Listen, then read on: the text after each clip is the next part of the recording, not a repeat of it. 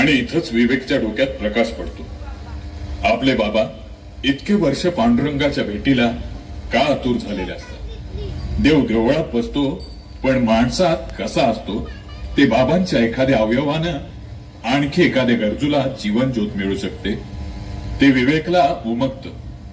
कदाचित इथंच त्याला विठू माऊलीचं दर्शन भेटतं. अनेक वर्ष वारीतून विठू माऊलीची सेवा करणाऱ्या वडिलांचे अवयवदान करण्याचा निर्णय विवेकने घेतला.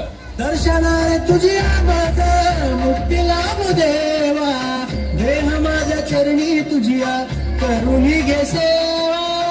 अवघा देह माझा तुझ दिले दान, तुझे निर्मिलेले विही करे नादान. मरू नाही जगायाची,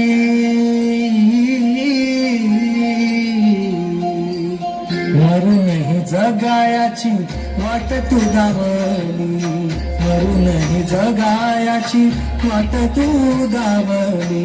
देह कांती माझी सार्थकी लागली, देह कांती माझी सार्थकी लागली.